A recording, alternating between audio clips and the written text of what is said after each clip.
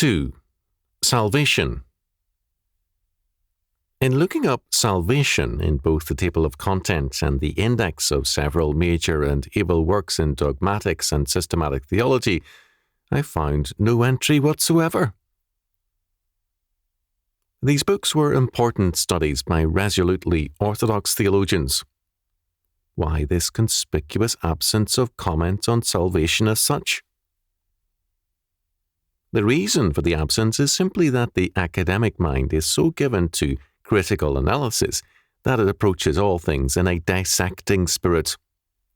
Thus, instead of a single statement on salvation, we have careful, often accurate, details about its components.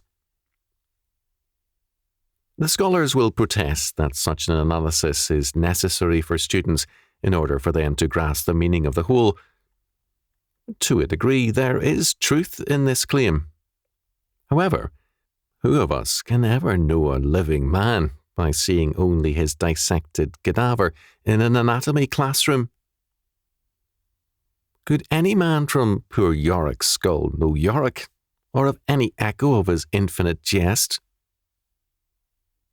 The best place to begin with any doctrine of Scripture is in Scripture. Paul, the best of theologians, was asked by a trembling Philippian jailer, "Sirs, what must I do to be saved?"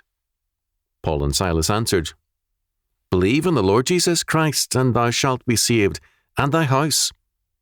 And they spake unto him the word of the Lord, and to all that were in his house. Acts chapter 16, verses 30 to 32. The strength of fundamentalism has been its reliance on the simplicity of Scripture. Its weakness has been its implicit humanism, its Arminian theology. Salvation is to believe on the Lord Jesus Christ. He is the Lord, our God and Creator, our absolute property owner.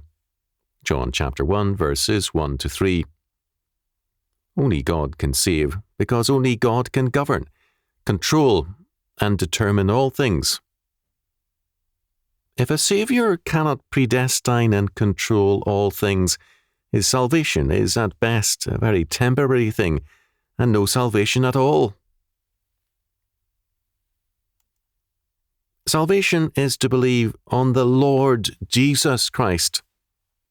He is not only very God of very God, but very man of very man. He is the incarnate one, God made flesh, and undergoing all our suffering unto death.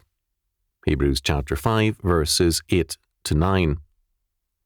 Even more, he was in all points tempted like as we are, yet without sin. Hebrews chapter 4, verse 15. We, who were created by God for his service, rebelled and sought to become our own gods. Genesis chapter 3, verse 5. Yet God, in his sovereign grace and mercy, redeems his chosen ones in Jesus Christ. Through him, our new Adam, we have access to the throne of grace in his perfect work as mediator and covenant head. Hebrews chapter 4, verses 14 to 16. Salvation is to believe in the Lord Jesus Christ. He is the Christ, the Messiah, the great King, the promised one. The headship man could not maintain in Adam, the Christ gains for all eternity, and we enjoy it in him, so that dominion is once again man's life. The Messiah is the anointed and chosen one, and we are chosen in him, so that our election is in terms of his work and our calling in him. Salvation means rescue, victory, health and redemption. It means that we are rescued from sin and death into righteousness and eternal life. It means safety, health, and prosperity. Both Old and New Testaments speak of salvation. The Old Testament makes clear that it implies every kind of assistance for body and soul, and that it was freely offered to God's people. Psalm 28, verse 9, Isaiah chapter 37, verse 35. To the needy. Psalm 72, verses 4 and 13. To the meek. Psalm 76, verse 9. To the contrite. Psalm 25, verse 18. But not to the wicked. Psalm 18, verse 41. Unless they repented and turned to him. Salvation consisted not only of deliverance from enemies and from the snares of the wicked, Psalm 37, verse 40, 59, verse 2, 106, verse 20, but also of forgiveness, Psalm 79, verse 9, of answers to prayer, Psalm 69, verse 13, of spiritual gifts, Psalm 68, verse 19, of joy, Psalm 51, verse 12, of truth, Psalm 25, verse 5, and of righteousness, Psalm 24, verse 5, Isaiah chapter 14, verse 8, chapter 46, verse 13, chapter 51, verse 5. Girdlestone and others to the contrary. The coming of our Lord did not mean a diminishing of salvation and its limitation to a purely spiritual realm. Salvation is total. We are transferred from death to life, from sin to righteousness, by the justification of God through Jesus Christ. Christ, our sacrifice, takes upon himself our death penalty, and God declares that our sins are remitted, and our legal standing before him is as righteous men. We are saved. This does not mean that our problems are over. A man snatched from a burning house and certain death has only his life. All else is gone. He must now work to establish the capital or substance of his saved life. So too, the redeemed man must now put on holiness, work in obedience to God's word, to grow in terms of the new life which is his and become a rich man in grace, faith, and obedience to his Saviour. To be saved is to be free from the burden of sin and guilt. Fallen man is under God's curse.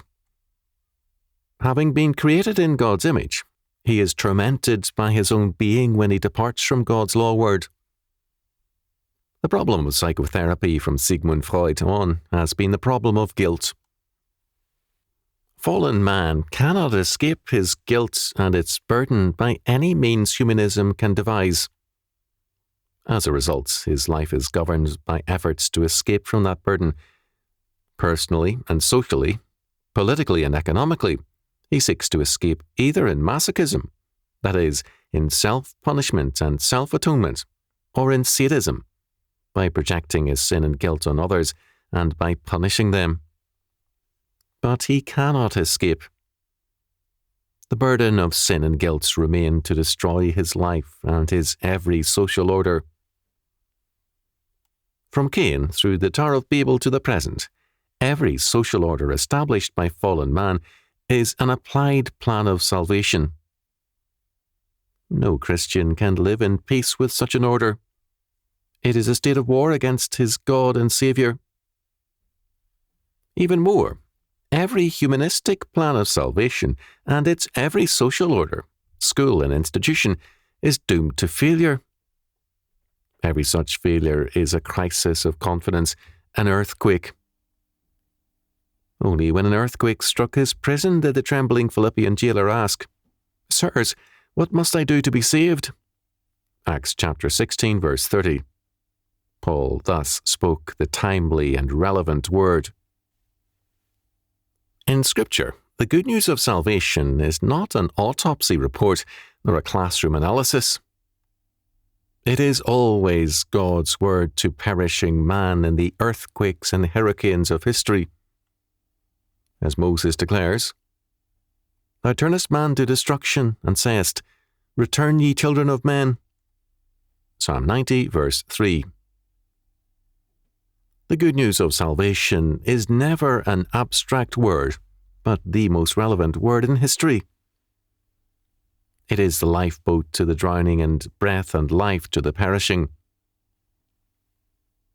Thus, while in our study of the Ordo Salutis, we shall of necessity deal with the many facets of salvation, it will also of necessity be with an eye always on its unity. The good news is salvation through Jesus Christ. He is the Lord and Saviour. There are many facets to the one word of salvation, but it is always one word, an integral and inseparable unity. God, through Moses, declares that his law is one word. Deuteronomy chapter 4, verse 2.